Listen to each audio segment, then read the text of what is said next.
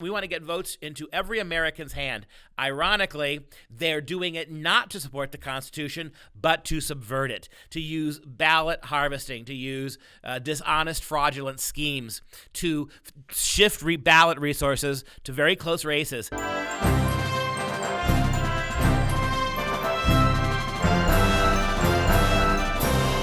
I'm Dr. Duke, and this is Constitution Corner. And my friends, with every week we crawl closer to the election, the integrity of our elections come into play. This is a huge constitutional issue.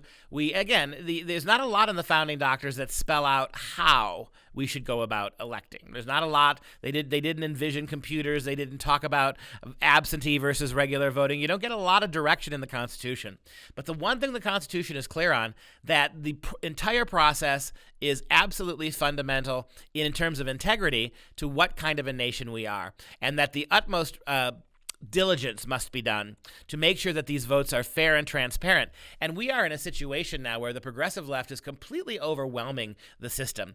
All of a sudden, about 6 months ago, we started talking about how, in the name of getting everybody a ballot, kind of like the Democrat progressives decided that too many people aren't voting. Most of those people would ordinarily vote for us Democrats, the welfare state primarily. So we're going to force a ballot into everyone's living room. We're going to send out way more ballots than maybe there are even people in some of these communities, and then we're going to harvest those ballots. You remember back to 2016 when the nation went to bed with 4 or 5 or even 6 Republican congressmen having won seats in vast California?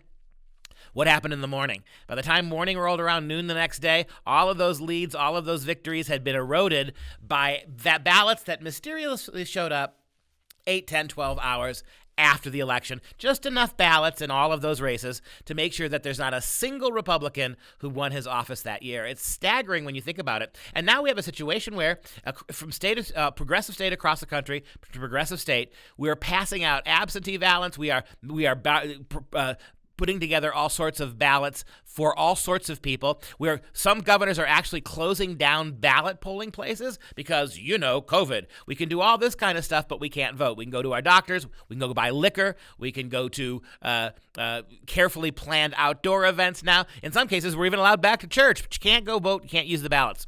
And so what's happening is that we're compensating for that by forcing all of these paper ballots into the houses of people without any real check and balance who's there. We've had all sorts of people getting ballots from the wrong places. We've had people finding ballots in ditches. A number of votes for Republican President Donald Trump found in ditches in places like Wisconsin. Trouble in Minneapolis now, where you've got an ongoing investigation that Ilhan Omar, who has pretty much broken almost every ethical law since she became a congresswoman, is now selling votes for money. You have in the big blue states all of these votes going into communities where no one's paid attention over the last 15, 20 years who even still lives there anymore. All of this is being done, and it makes you wonder why there's no federal challenge. Pennsylvania today just did a Supreme Court challenge to what the Pennsylvania state government was going to do. They were going to extend balloting, extend the period for collecting and counting votes to well after the election day. In other blue states, you have the similar shenanigans going on. In Wisconsin, a local judge decided that we're going to give people 7 or 8 days after the election to continue to count ballots, just in case. As we've seen across the country, that's where ballots are found. All of these envelopes mailed out, none of them really traceable. And even more alarming, there are ways of telling on the outside of many of these ballot envelopes.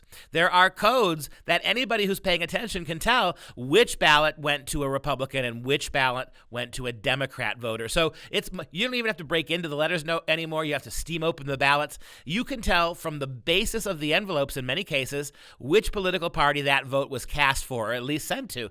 These are the ways that progressives are handling things. You think about these mail carriers we've dealt with now, where you're finding 3,500 ballots in a dumpster behind some business. This is a real problem here. Think about what ballot harvesting did again for California Democrats in terms of their Republican rivals, how they were able to roll in all sorts of ballots after the fact. We're in big trouble here. And we're going to have to see what Donald Trump's going to do about this, because the progressive left is already is getting you aware that the Constitution, they're hiding behind the Constitution.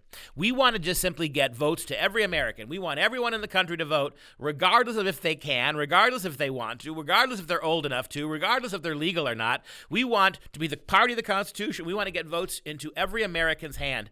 Ironically, they're doing it not to support the Constitution, but to subvert it, to use ballot harvesting, to use dishonest, fraudulent schemes, to shift ballot resources to very close races. 30,000, 20,000 ballots. In a state like Wisconsin, 10,000 ballots would have changed the last election. They're going to make sure, the progressive left, that they have those ballots waiting in the wings when they need them, where they need them. This is as big a threat to the American Constitution and the American way of life we have ever seen, and it's going on now, and state by state, progressive state has already signed on to this. We need to be well aware and get yourself to live polls. Don't send your ballots in by absentee if you can avoid it. Go to the polls. We need real bodies at real polls to counteract this. The Constitution is under threat. This has been Liberty News Hour. As always, you can go to thenewamerican.com and jbs.org for more information on these topics, as well as more shows.